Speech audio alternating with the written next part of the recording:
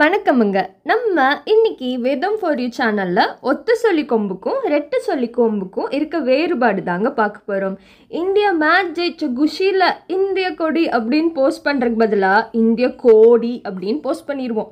அதெல்லாம் தவிர்த்து எங்கெல்லாம் ஒத்த சொல்லி கொம்பு வரும், எங்கெல்லாம் ரெட்டை சொல்லி கொம்பு வரும்ன்ட்டு ஈஸியாக இந்த வீடியோ முடிகிறக்குள்ள உங்களுக்கு எளிமையாக புரிஞ்சிருக்குங்க. வாங்க வீடியோக்குள்ளே போகலாம். மக்களே, பொழுதுவாக நம்ம குறில் எழுத்துக்களை எழுதும் பொழுது ஒத்து சொல்லி கொம்பும் நெடில் எழுத்துக்களை நம்ம எங்கெல்லாம் பயன்படுத்துகிறோமோ அந்த இடங்களில் உங்களுக்கு ரெட்டை சொல்லி கொம்பும் வருங்க. அவ்வளோதாங்க. இதுதான் சுலபமான ஒரு ரொம்ப எளிமையான விஷயம். இப்போ உதாரணமாக இப்போ நம்ம ஏ எழுத்துக்களை எழுதுகிறோன்னு வைங்களேன். ஏங்கிற குறில் எழுத்துக்களை எழுதும் பொழுது ஒத்து சொல்லி போட்டு எழுதுவோம். கேங்கே சேங்கே டேனேன். அதே மாதிரி ஏ அப்படின்னு வர இடத்துலலாம் நெடில் எழுத்துக்கள் வரும் பொழுதெல்லாம் கே ங்கே சேனும், அதே மாதிரி குறில் ஓ வர இடத்துக்களெல்லாம் கோ ngோ சோனும், நெடில் ஓ வர எழுத்துக்களெல்லாம் கோ ngோ சோ அப்படின்ட்டு எழுதுவோங்க. இவ்வளோதான். ரொம்ப எளிமையாக ஈஸியாக நம்ம கற்றுக்கலாம். வாங்க அதில் நம்ம சில உதாரணங்களோடு பார்த்தா ரொம்ப நல்லா புரியுங்க. உயிர்மை எழுத்து கேங்கே சே அப்படியெல்லாம் ஏ வரிசையோட எழுத்துக்கள் இல்லையா? ஸோ இப்போ அதோட எடுத்துக்காட்டு நம்ம பார்க்கலாம். இப்போ நம்ம பைக்கில் போகும்போது நம்ம அம்மா நம்மக்கிட்ட என்ன சொல்லுவாங்க? கெட்டியாக பிடிச்சி வண்டியில் உட்காரு அப்படின்னு சொல்லுவாங்களா, இல்லை கேட்டியாக பிடிச்சி வண்டியில் உட்காரு அப்படின்னு சொல்லுவாங்களா? கெட்டின்னு தான் சொல்லுவாங்க இல்லையா? ஸோ அந்த இடத்துல ஏ அப்படிங்கிற ஒரு ஒளி தான் வருது. அப்படி வரும் பொழுது என்ன வரும்? கே. குறில் அப்படிங்கும்போது கெட்டி தான் வருமா தவிர்த்து கேட்டி அப்படின்னு வராது. அதே மாதிரி நம்ம அம்மா போய் செடிக்கு தண்ணி ஊற்றிட்டுவான்னு சொல்லுவாங்களோ தவிர்த்து செடிக்கு தண்ணி ஊற்றிட்டுவான்னு சொல்ல மாட்டாங்க. கட்டெரும்பு தானோ தவிர்த்து கட்டெரும்பு கிடையாது. வெப்பம் தானோ தவிர்த்து வேப்பம் கிடையாது.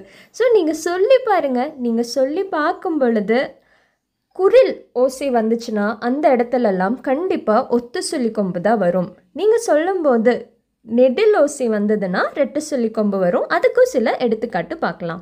நம்ம நேரம் என்னன்னு கேட்போமோ தவிர்த்து நேரம் என்ன அப்படின்னு கேட்க மாட்டோம். தேல் கொட்டிருச்சு அப்படின்னு தான் சொல்லுவோமோ தவிர்த்து தேல் கொட்டிருச்சு அப்படின்னு சொல்ல மாட்டோம்.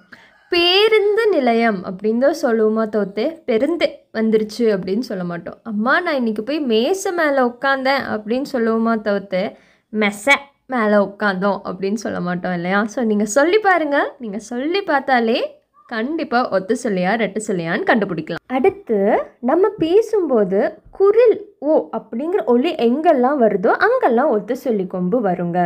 கோங்கோ சோ அப்படின்னு வரும் இல்லையா? அப்போது எடுத்துக்காட்டு நம்ம பார்க்கலாம்.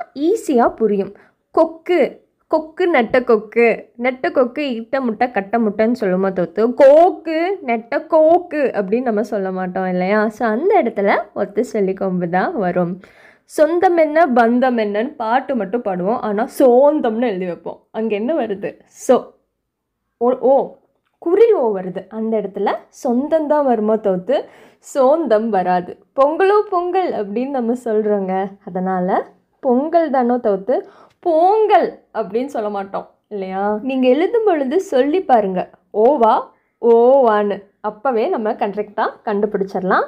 ஓன்னு வந்தால் குறுகிய ஓசையுடன் வரைய ஓ வந்தால் கண்டிப்பாக ஒத்து சொல்லி கொம்பு தான் வரும். அடுத்து நெடில் ஓ வர சொற்கள் எல்லாம் பார்க்கலாங்க. நம்ம கடையில் போய் கோதுமை மாவு தான் வாங்கிட்டு வருமோ தவிர்த்து கோதுமை மாவு வாங்கிட்டு வர மாட்டோம். அதே மாதிரி கடலோர கவிதைகள் தானோ தவிர்த்து கடலோரம் தானோ தவிர்த்து கடலோரம் கிடையாது. அம்மா சாப்பாடு செஞ்சுட்டேன், சோறு செஞ்சுட்டேன், சாப்பிடவான்னு சொல்லுவாங்களோ தவிர்த்து சொரு போட்டுட்டா அப்படின்னு கேட்க மாட்டாங்க. குடிக்கிறது மோர் தானோ தவிர்த்து மொர் கிடையாது. ஸோ நீங்கள் சொல்லி பாருங்கள். சொல்லி பார்த்தாலே தெரியும்.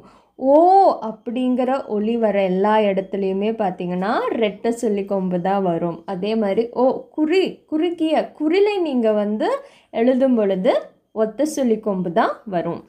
மக்களே, இந்த வீடியோ முடியும் பொழுது உங்களுக்கு எங்கெல்லாம் ஒத்து சொல்லி கொம்பு வரும், எங்கெல்லாம் ரெட்டு சொல்லி கொம்பு வந்திருக்குன்ட்டு ரொம்ப எளிமையாக விளங்கியிருக்குன்ட்டு நான் நம்புகிறேன். உங்களுக்கு ஏதேனும் சந்தேகங்கள் இன்னியும் இருந்தால் நெடிலையும் குறிலையும் கீழே கமெண்ட் பண்ணுங்கள். அடுத்து என்ன வீடியோ வேணும் அப்படின்ட்டும் கீழே மறக்காமல் கமெண்ட் பண்ணுங்கள்.